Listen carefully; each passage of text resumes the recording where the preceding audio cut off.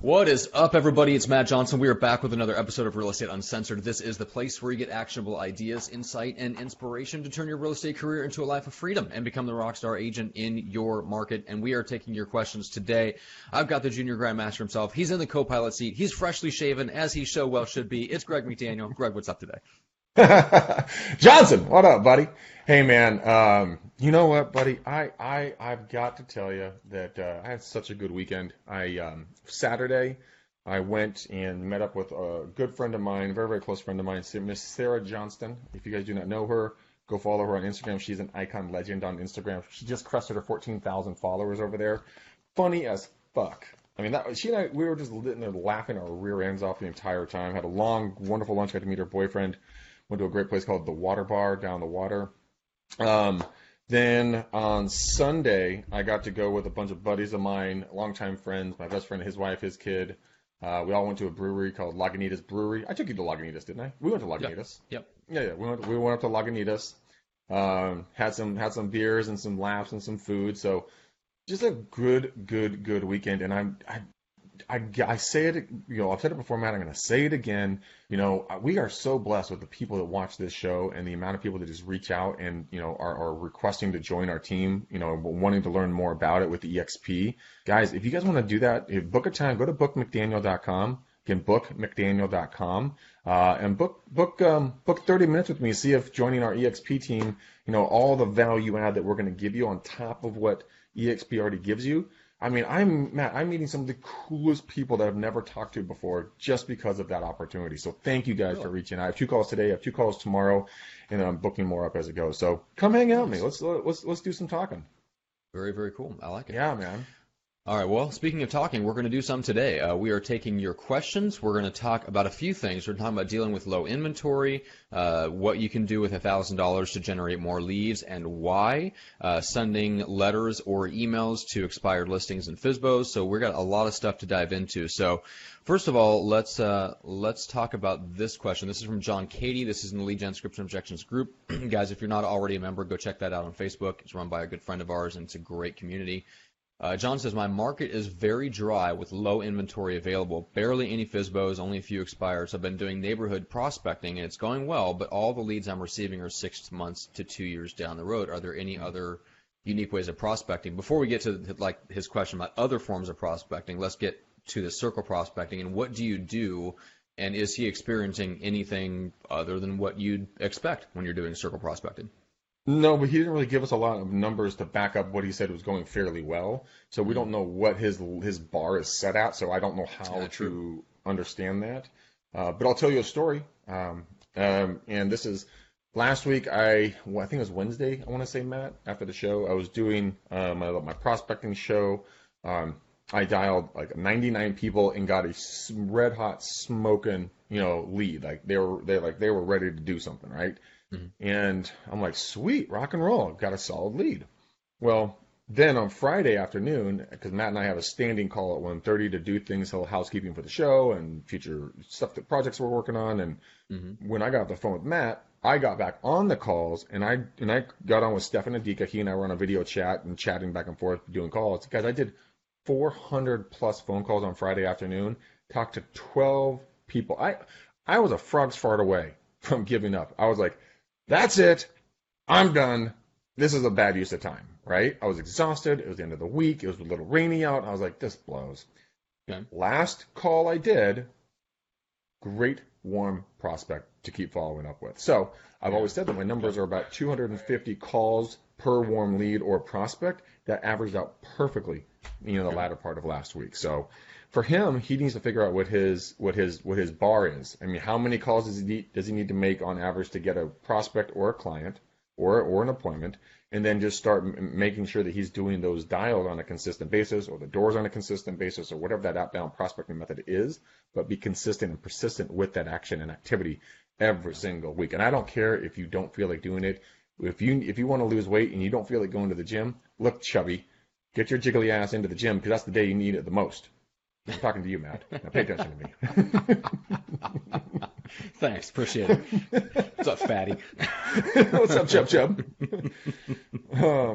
But I'm being serious about that. The days you don't want to do it, those are the days you're going to get the leads, and you're going to be thankful that you did it. And go read the book Go for No if you're not listening or following anything that I'm saying about this stuff right now. Do we want to break into kind of creative prospecting that I'm kind of breaking into and what I'm starting to do?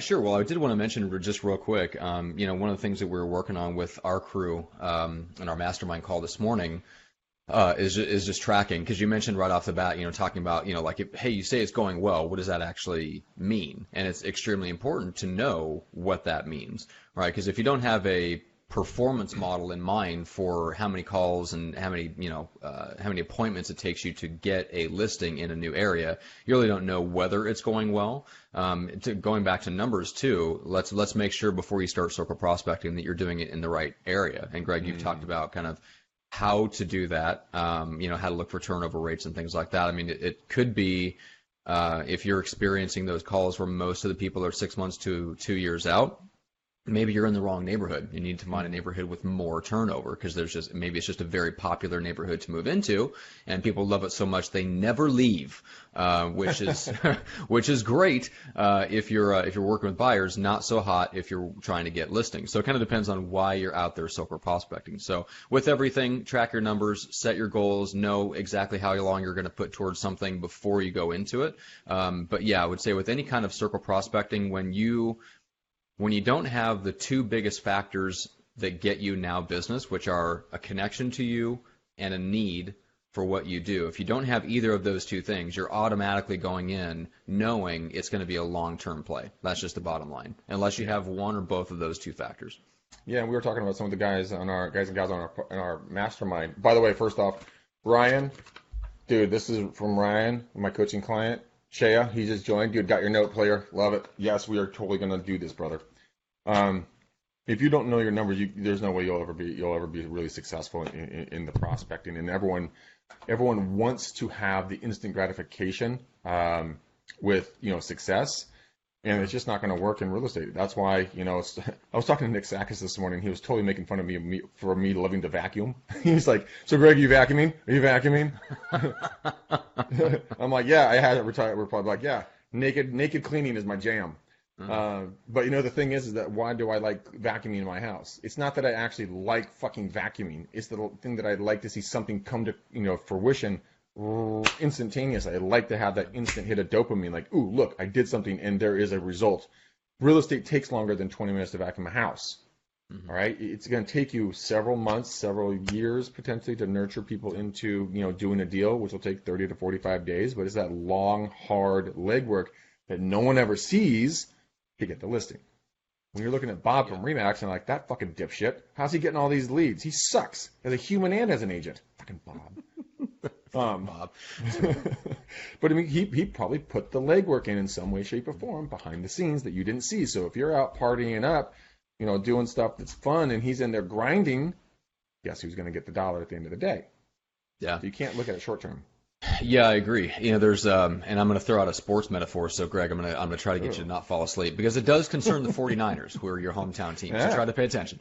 Okay. So I watched this great documentary last week all about it was a football life of Bill Walsh, who was the coach of the 49ers during the 80s. And he took a team that pretty much couldn't win. I mean, they were winning 2 to 3 games a year before he showed up.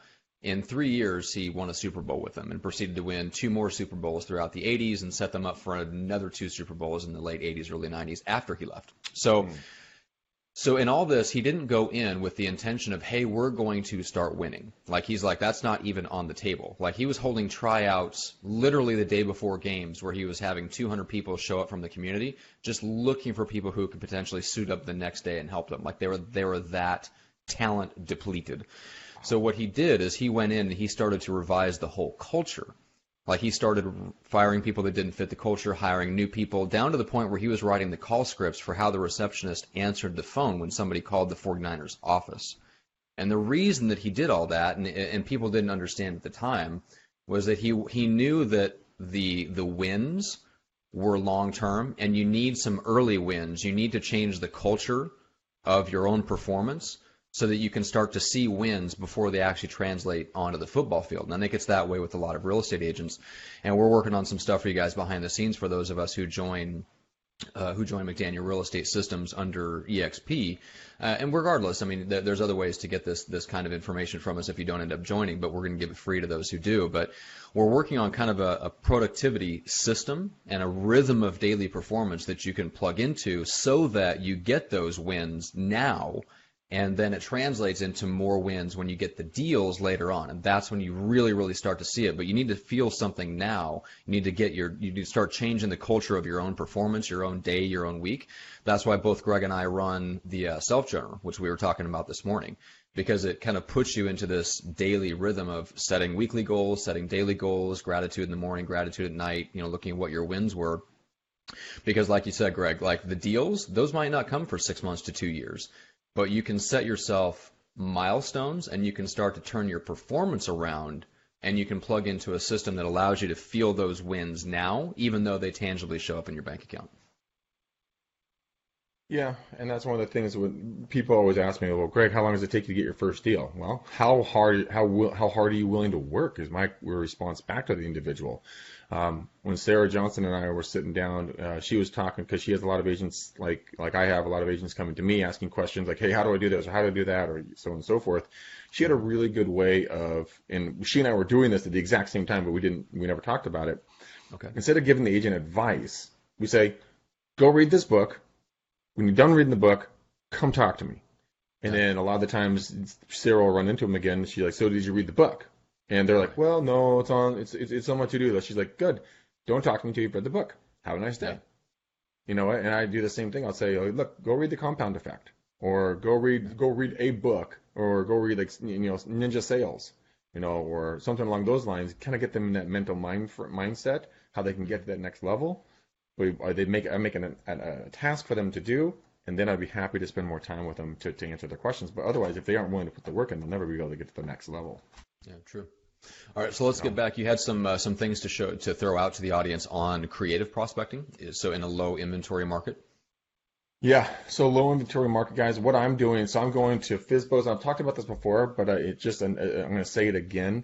I got a follow-up call with a guy today to go and have the same conversation.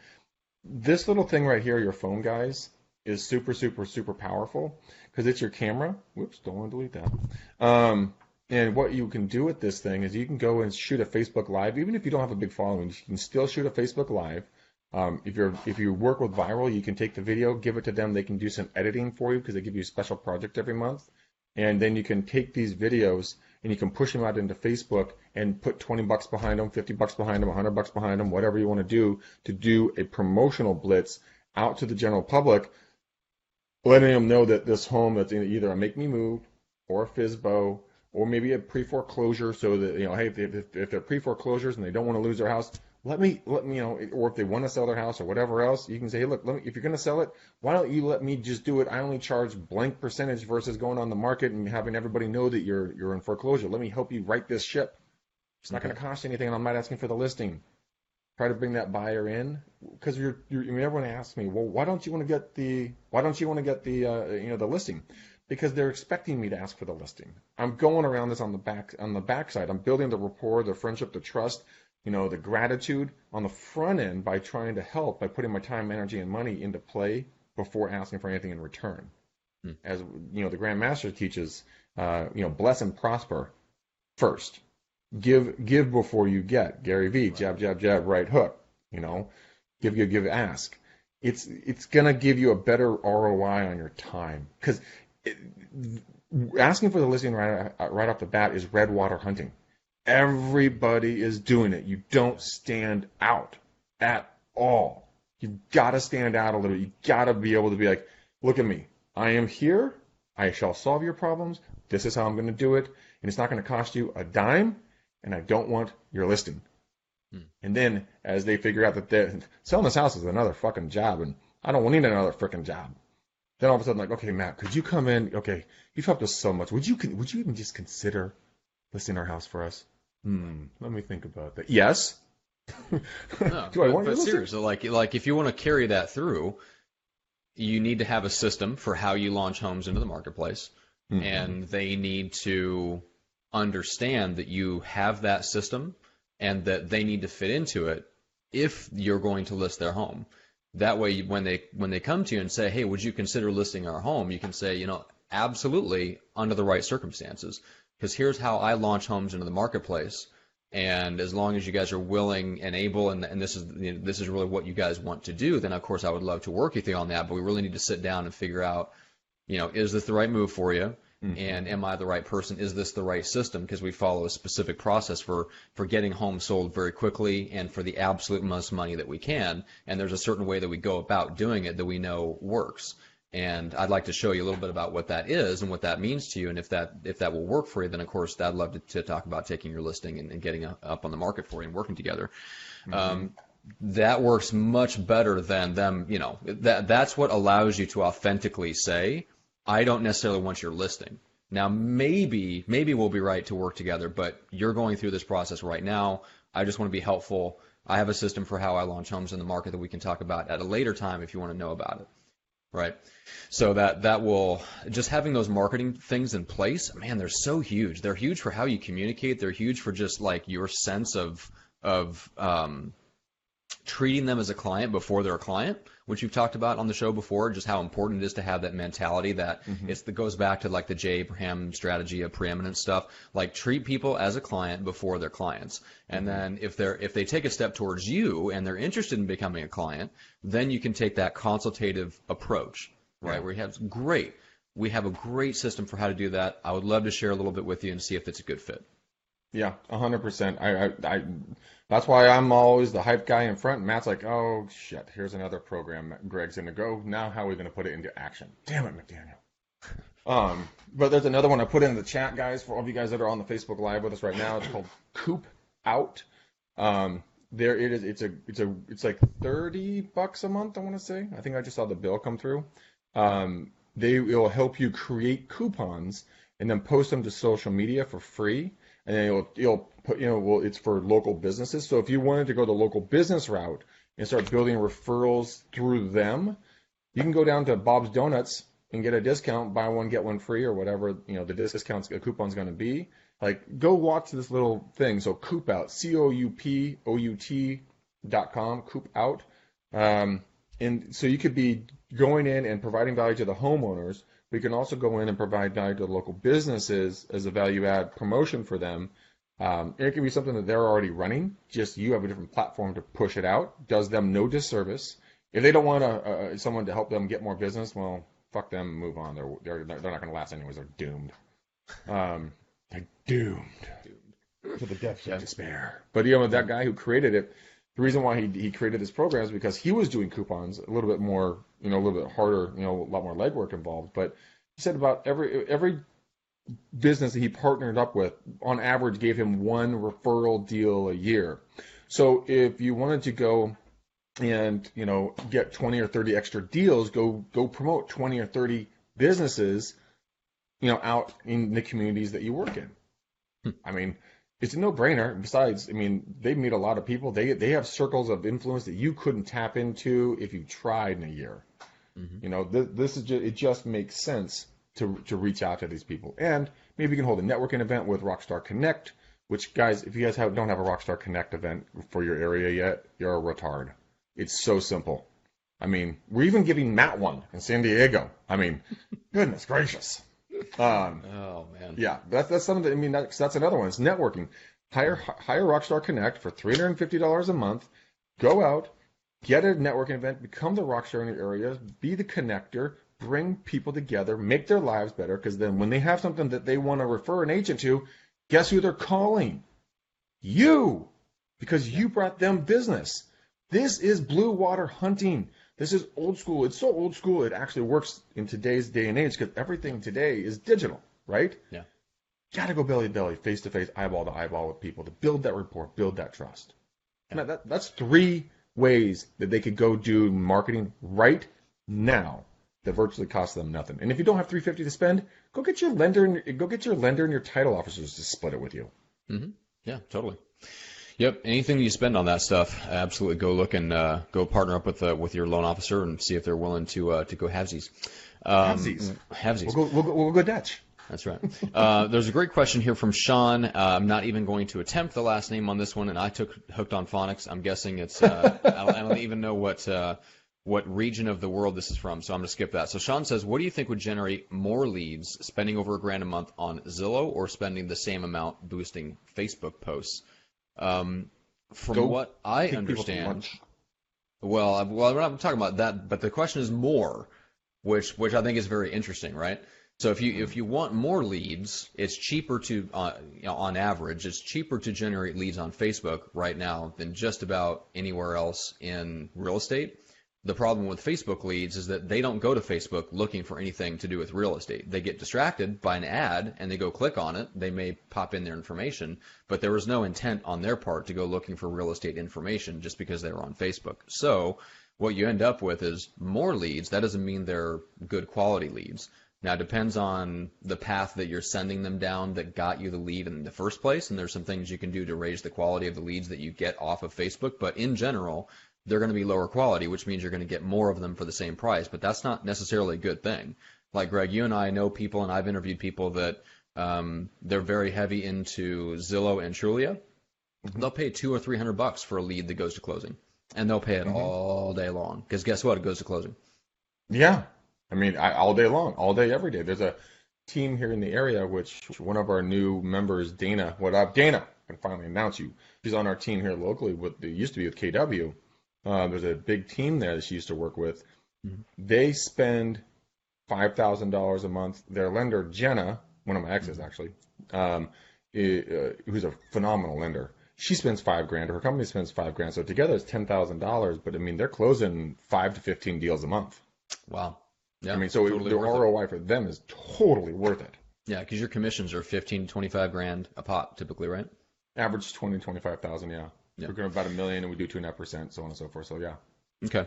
All right, and this is a great question, which I know, Greg, you will take great pleasure in addressing this. Paul Forlin says, "Do you have any thoughts about Zillow versus SmartZip?" Fuck you, SmartZip. Fuck you. Keep it tame, Greg. Keep it tame. Fuck them. SmartZip is the spawn of Satan, in my personal humble opinion. I wish you a flesh-eating, rotten disease that will take your life. You will die humble and alone in a cave in the middle of nowhere as your skin falls off, you piece of shit. Okay, so I don't like now that we've dispensed with how you really feel, why do you feel that way, Greg? Because they almost destroyed my family. My father took them to lunch years ago when they were an investment app. My father told them what we were doing with our predictive analytics. They went and sucked every single thing that we did, and we tracked their IP addresses on our site. They were the ones that they're the longest. They came out and carbon copied us every single thing that we did to our scripts, where the origin came from, the providers we were using. They just took us and just carbon copied us. The only reason they survived was they got funding. We didn't get the funding. That nearly led to my father and my mother losing their home, getting a divorce. My brother had to move away because the family feud got so bad. He didn't come back for 3 years. And my dad has been very much messed up to the fact that he wasn't able to pay the investors back for the company that we started. So fuck you, SmartZip. You're a bunch of bullshit. In my humble opinion. Jordan has a great comment. This episode brought to you proudly by SmartZip. Jordan, for that. Take out your friendship card and tear it up. I love that. That was great. I'm deleting that. Oh, my goodness. Okay, so now that we know that, well, the good news is, Greg, your family has been slaving away hard at work behind the scenes on predictive analytics and has the real stuff, which SmartZip does not have. No. And that's stuff that you guys have been working on and is now really, really coming to fruition. So we'll be able to offer predictive seller leads to our people that join our team. So and just to be clear, guys, the SmartZip really is selling smoke and fish oil snake oil. Smoked snake oil. Oh man, that's funny. But yeah, guys, it looks shiny. But in all honesty, we're the ones that came up with it. We came up with the pricing. We picked 25 cents a house because it sounded nice. There was zero math behind it. They did the exact same thing. They'll show you high turnover rates because they have such a small marketplace. So if they have 10 homes and one sold, that's a great turnover. So be aware of that. But if you want the real stuff, we're cooking blue. Anyone knows, Breaking Bad, we're cooking blue, baby. We'll be able to bring that to the everyone's knowledge here in a little bit. Okay. All right. So Michelle Mears has a good question. Does anyone find writing letters or sending mailings to expireds to be successful, or is calling best? I'm not sure where to find local expireds' phone numbers. There's a lot there. Briefly mentioned, there's plenty of places, plenty of great companies that will sell expired data like the RedX, Vulcan 7. You can also buy data from Colt, Mojo. Yeah. So that's easy. Finding the phone numbers are relatively easy, and calling is best. However, you can write letters. I've heard of people doing everything from handwritten notes to full-on sending them a pre-listing packet to kind of a middle of the road. And this is actually what certain people have found work best, which is a listing sheet where you basically just wrote on it like something like, hey, I know how why your home isn't selling, and just circle a few things in the listing sheet and send it to them. Like that's been around for quite a while. A friend of mine tested it and actually did a lot of direct mail to different expireds and wrote up a whole sales letter and all this stuff.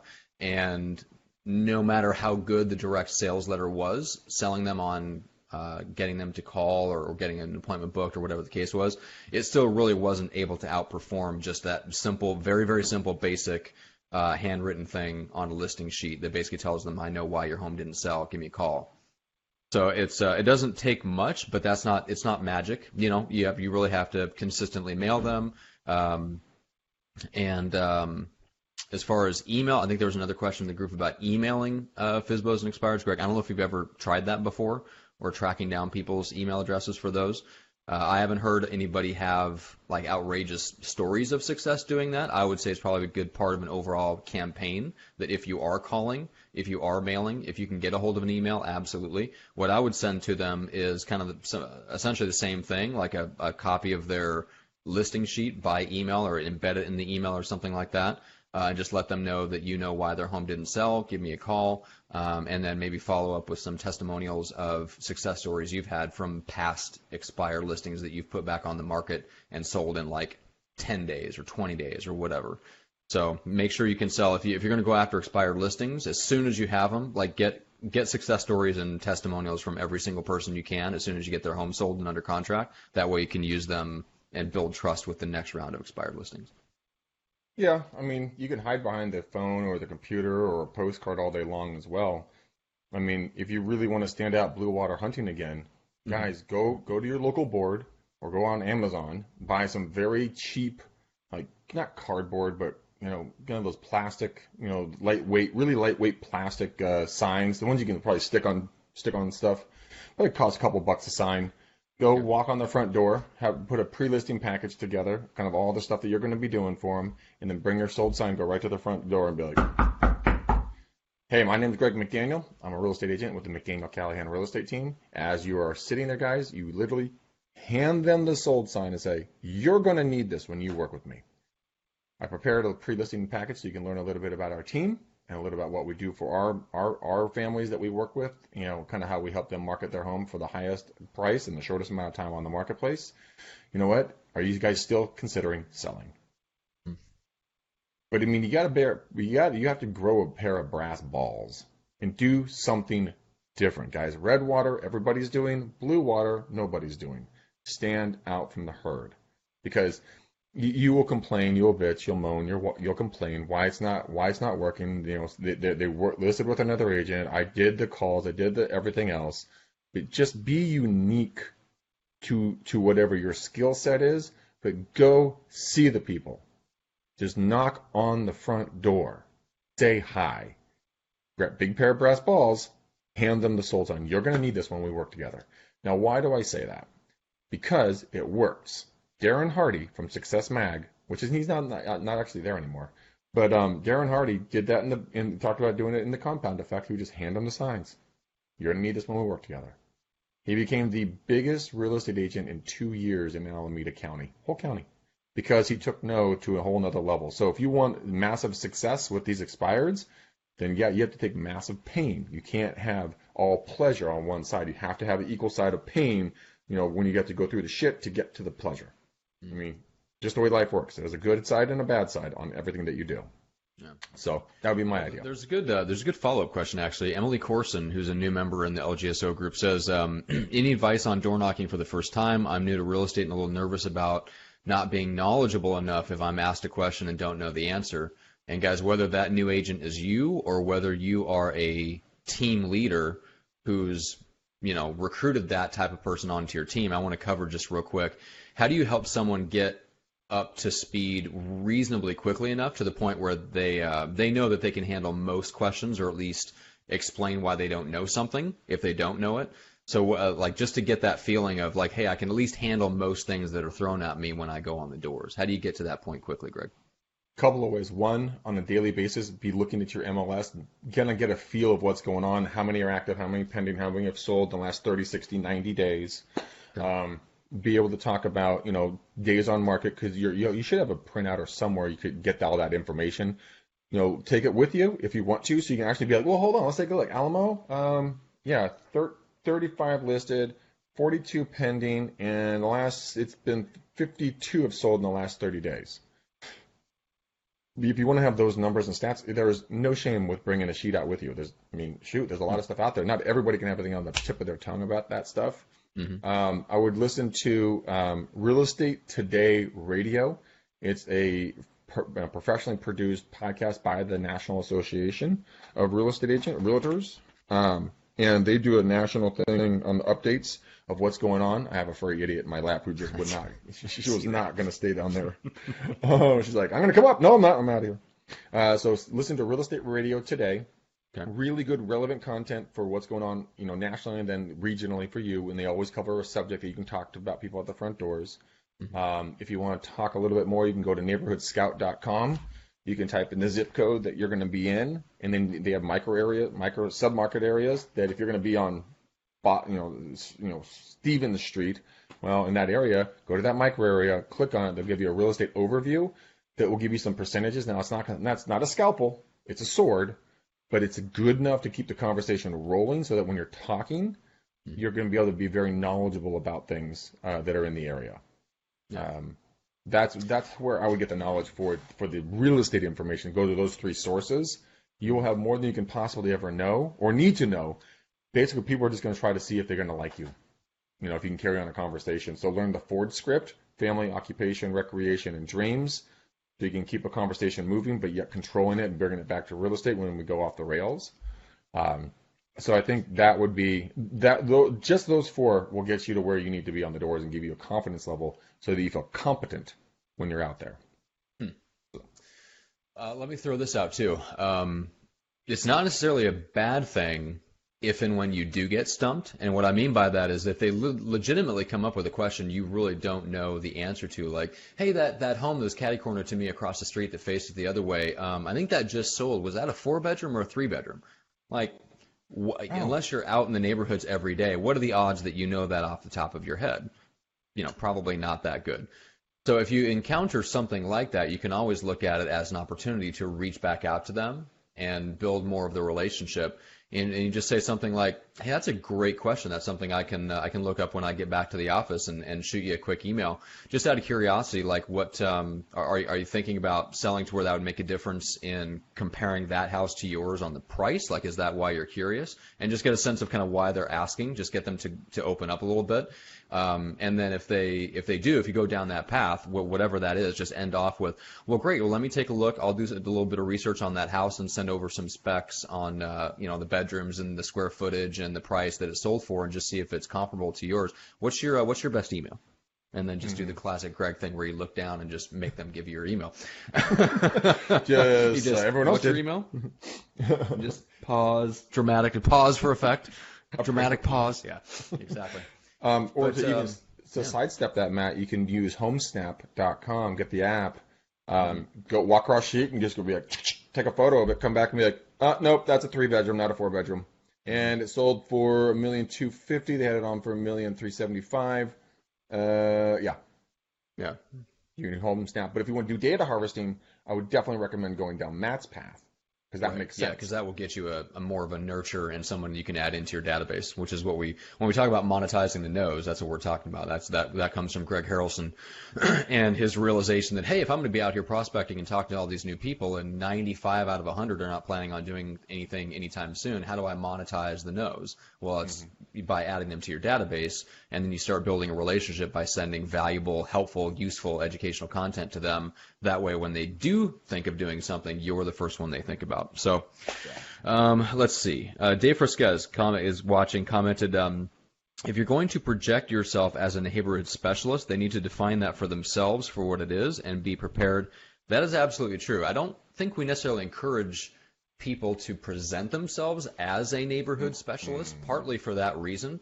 I would rather focus on people presenting themselves, if you are this, as a listing and home marketing specialist, in the sense that you have a system that works to market and sell properties because it's based on proven principles that work all across the country and that don't depend on the neighborhood. That way you can go anywhere and have a conversation with anyone anytime about real estate, and it's not about you knowing their neighborhood inside and out. It's about knowing the fundamental principles of what actually markets and gets homes sold. And in your neighborhood, I'm going to do the in-depth research to get myself up to speed on what's going on in your neighborhood in the last 90 days, not what was going on there 2 years ago when I used to work that neighborhood, or when I sold a home there last. Because it paints you into a corner, man. Like it's just the whole neighborhood specialist thing, I think, is definitely a dicey way to go if that's going to be your competitive advantage. Well, it's also, I mean, I was warned by our legal counsel when I was at our last brokerage. This was a while back. They said that you can get yourself into hot water by calling yourself a neighborhood specialist, because if you ever get called into court, they're gonna tear you apart on why are you qualifying yourself as a specialist. So, what we just say is that, we're just a real estate team. We spend a lot of hours here in the neighborhoods, and we've had an opportunity to meet a lot of people, and we've seen a lot of real estate, happen in the area. You put it in any kind of verbiage you want to. Again, research it with your attorneys and your manager to see if you guys want to use the word specialist or if there's a better creative word. I mean, Terry, the T Diddy, the Grandmaster, me Papa, has the patent on the copyright on real estate evangelists.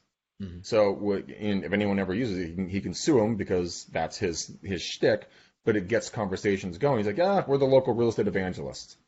And people are like, really? What is that? That's great. I love it. They get past all that, but they start building the relations. People use neighborhood specialists to make themselves sound good. No one's a neighborhood specialist. You guys are all a bunch of whores, just like me. I'll go anywhere for a business. Let's face it. I'm a neighborhood specialist. I won't go anywhere outside this area. Oh, you're all a bunch of whores. Oh my God, Greg. Pulling no punches today. Good Lord. I think we've used more profanity. Man, I brought up Smart Zip, and that was a mistake. We've used more profanity in this episode, I think, than we have in the like 3 months worth of episodes combined. Well, is there an extra explicit tag? One company I hate with a vengeance. Viscerally hate that company. Yeah. Because they almost tore my family apart. So yes, I will hold no bars with them. That's right. But yeah, I mean, so moving on. Next Sunshine comment we should tackle. Yes. Well, let me get to a question here in a second. We're going to talk about how do you respond to sellers who are considering agents who promise to buy their house if they can't sell it. And I love that one because I love that as a competitive advantage from the team agent side, and I also love it because it's very easy to combat if you're an individual agent and you're on the other side. So we'll tackle that in a second.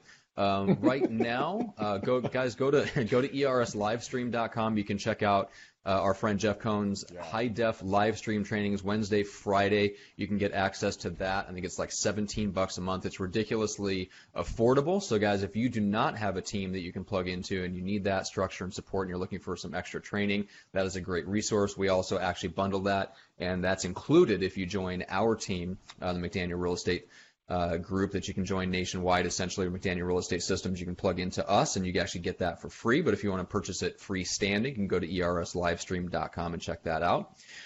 Greg, how do they learn more about our team and whether they can join it and what the advantages might be, perchance?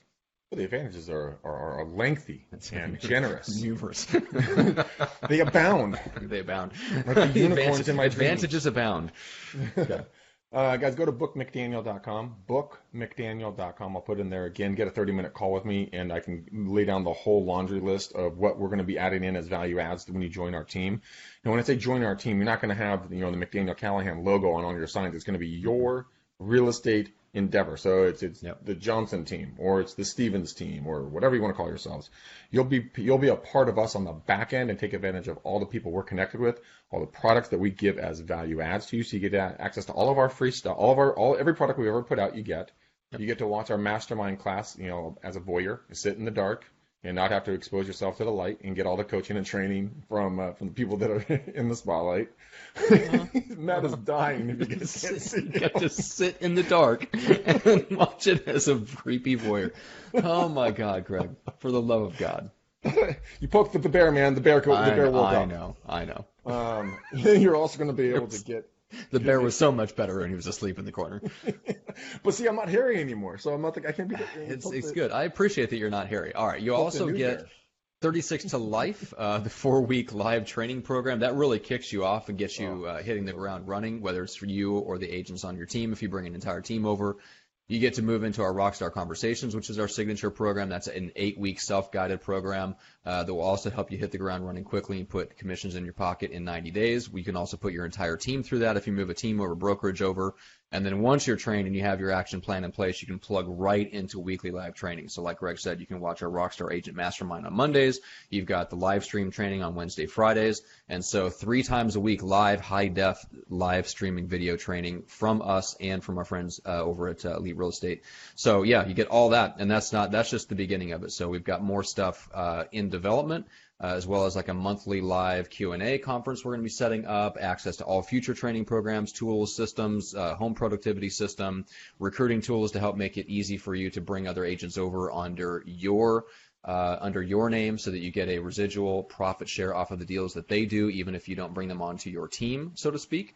So yeah, the advantages are long and very numerous. So you should go to bookmcdaniel.com to learn more about that. Now, so let's tackle the question, though. So the question is, and this is from Steve Shane. He says, what's your response to sellers who are considering agents who will buy their house if we can't sell it? So, Greg, first of all, what say you? You're on the opposite end of somebody making the guaranteed sale offer. So I'm the agent, or I'm the homeowner?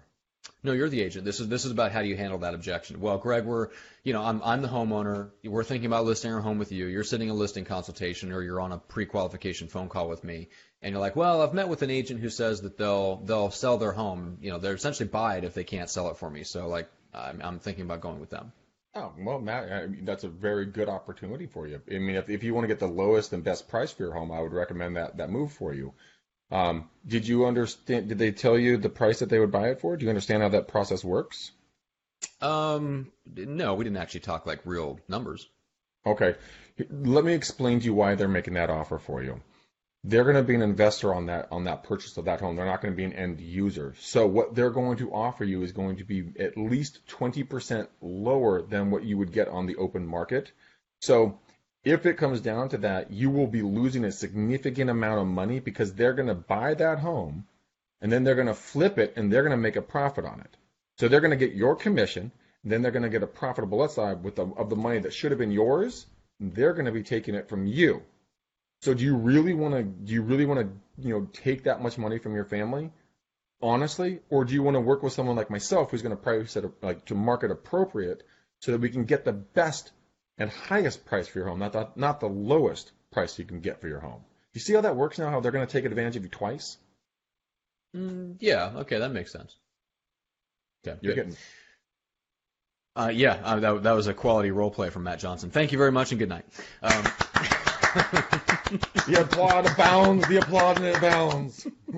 I get it. That's good. I did good. I think I did real good. Yeah. No, it's interesting. I think you would lose people at the taking advantage of you twice. I get it. Like, not only are they not having to pay their own commission, but then they're taking the profit on top of the commission because they're offering you so much below retail that if you actually take it, they're going to turn around and sell it. They don't have to pay their own commission, and they get the equity in your house that you essentially gave up just to shortcut the buy. I get it. I don't know if the average person, that might go over their head. I don't know if I'd go quite that deep.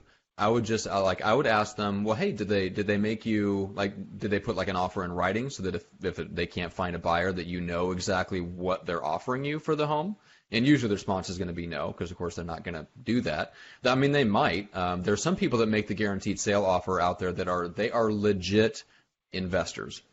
They have the money, they have the connections, either whether it's hard money loans or whatever the case is, or they're going to do a wholesale deal.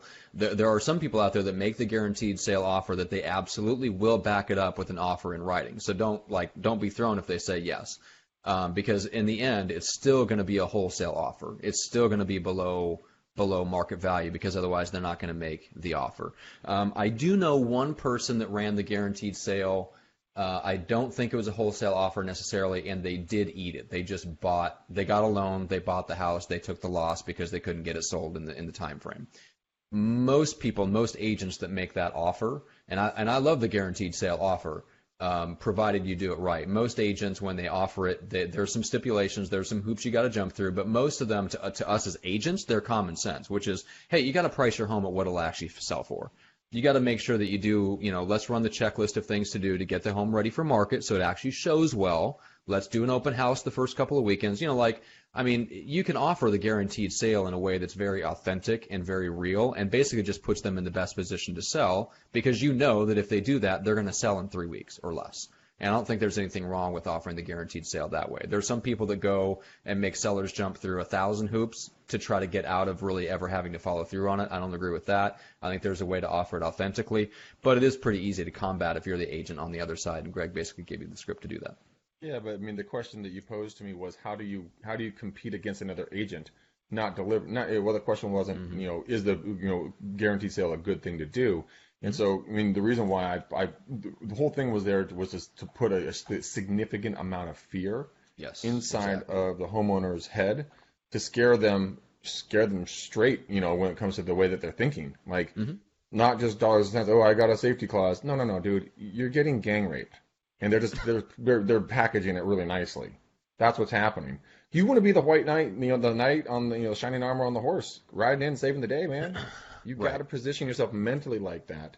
Like, bad, I'm good. Bad, I'm good. Bad, baseball bat on head. I'm good. Mm-hmm. If you guys can see Matt's face. There's a look of stunned disbelief is what that is. Like, what is Greg doing? Bad, wrong, bad, wrong. All right, anybody who doesn't get that reference, go watch the movie Kung Pao from the 90s, and you will thank me later. All right, guys, let's wrap things up. This was a lot of fun. As always, we had some really, really great questions. If you guys aren't already a member of the group, the Lead Gen Inscription Objections group, that's run by our friend Aaron Wittenstein, go join right now. It's a really, really great community. You can basically pop your questions in there, and you'll get responses back from other people. Some of them are new agents. Some people maybe should not be answering questions quite yet. Some will be some very, very good responses from admins of the group, for example. And then Greg and I like to pull a lot of your questions from that group as well and answer them directly here on the show. And so you never know, when you post your group, when you post the question in the group, it may be covered right here on Real Estate Uncensored podcast. And guys, we just want to thank you real quick. We love that you guys share the show. We really appreciate it, because I don't know if you've noticed, but what you don't see on Facebook is you don't see a bunch of ads for Real Estate Uncensored. So the show grows and continues to grow because you guys share it with your friends in the office, you share it with your brokers, you tell your other agents on, in your Facebook groups about the show. One of the funny things, Greg and I, you were chuckling about this the other day. I think this was my last week or the week before. Aaron posted in this Facebook group, like, hey, how many people found out, like, how did you find out about the Facebook group? A quarter of the people that answered said they found out about the Facebook group through the podcast, through our show, which is hilarious. So guys, it's a great, we love supporting, our friends in the business that are doing really cool things. So go join that Facebook group. If you want to subscribe to more of the show and get it in different formats, you can go over to YouTube and you get all the back episodes there on video. You can go to our website, reuncensored.com, or if you just want to get the latest episodes in audio form on your phone, go to iTunes or Stitcher and hit the subscribe buttons there. Greg, what else should we close out with? Guys, go follow me on Facebook. I do live prospecting calls in the evenings, 4:30 to about 5:30, 5:45. I do live outbound prospecting calls.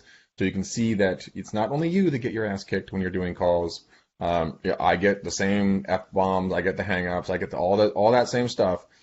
But you also see that with how I do live, on the spot, scripting and maneuvering and listening to the voice and how the other person comes to the call, mirroring and matching, all of that stuff, dude. Guys, come and hang out. It's a lot of fun. We get to banter back and forth. You guys can chat and ask questions.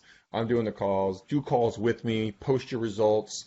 So come hang out with me. Go follow me on Facebook, guys, if you're not already.